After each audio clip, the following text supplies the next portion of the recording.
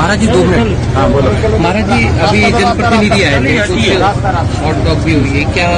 नहीं, वो हमने ये कहा, हमसे यहाँ मेरठ में पत्रकारों ने पूछा कि लव जिहाद की बात आप बताइए।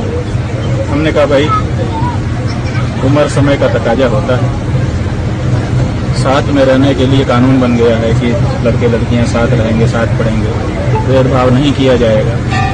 तो इन सब परिस्थितियों में जब साथ में उठेंगे बैठेंगे तो प्रेम मोहब्बत हो जाती है। एक तरफ तो ये समस्या है, दूसरी तरफ कहते हैं लव जिहाद हो रहा है। तो लव जिहाद को रोकने के लिए हमने उपाय कहाँ किए हैं? उपाय जब तक नहीं करेंगे तब तक उसका परिणाम नहीं आएगा। पुराने जमाने में लोग भेदभाव करते थे कि भाई हम अमुक हैं, ये लोग अमुक हैं, अपना इनका रिश्ता नहीं होता है। तो बच्चे को ये पता रहता था, इसलिए बच्चा फिर अपने घेरे को तोड़ करके बाहर नहीं जाता था। ये बात हमने बताई। फिर उसी में कुछ संभवतः प्रश्न आया राजनीतिक।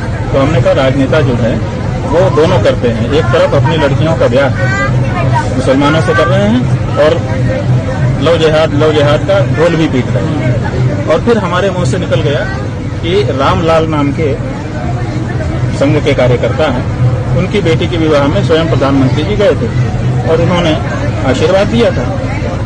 तो जब प्रधानमंत्री स्वयं इस तरह के विवाह को आशीर्वाद देंगे जिसमें एक हिंदू लड़की हो और मुस्लिम लड़का हो, तो लोग तो इसी को आदर्श समझेंगे ना।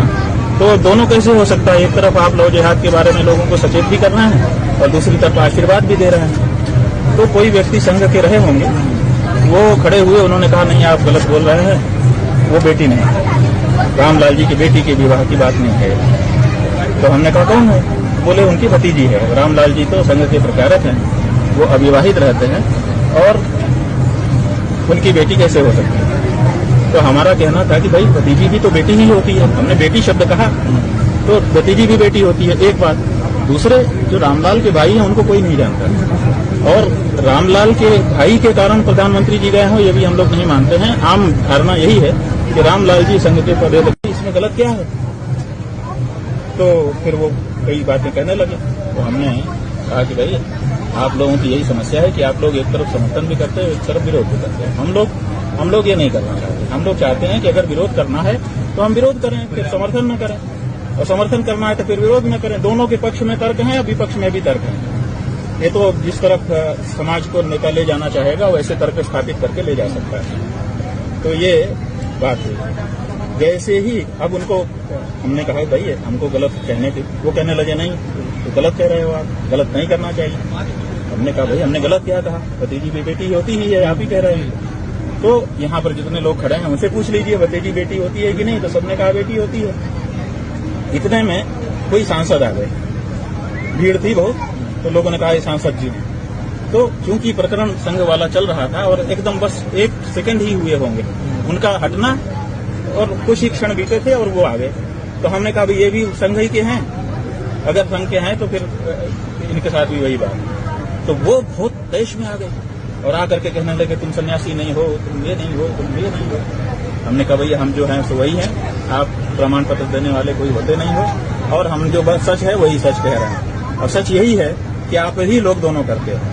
आप एक तरफ समर्थन भी करते हुए दिखाई देते हो, एक तरफ विरोध भी करते हुए दिखाई देते हो, जो कि हम लोगों को समझ में नहीं आता है कि असल में आपका क्या कहना है। तो आप लोग साफ होइए, अगर विरोध करना है तो विरोध करिए, समर्थन करना है तो समर्थन करिए। हम जहां तक हमारी बात है, हम सनातन धर्मी लोग, हम भेदभाव मानते हैं इस मामले में और ऐसा भेदभाव नहीं मानते कि हम किसी को मुसलमान होने के कारण परहेज करें, उससे हम नफरत करें, उसका अनादर करें, ये हम नहीं मानते। लेकिन हम ये मानते हैं कि ब्याह शादी खाना पीना हमारा अपने में होता है, उनका अपने ढंग से होता है। ये इनकी समस्या है, हमने ये कहा।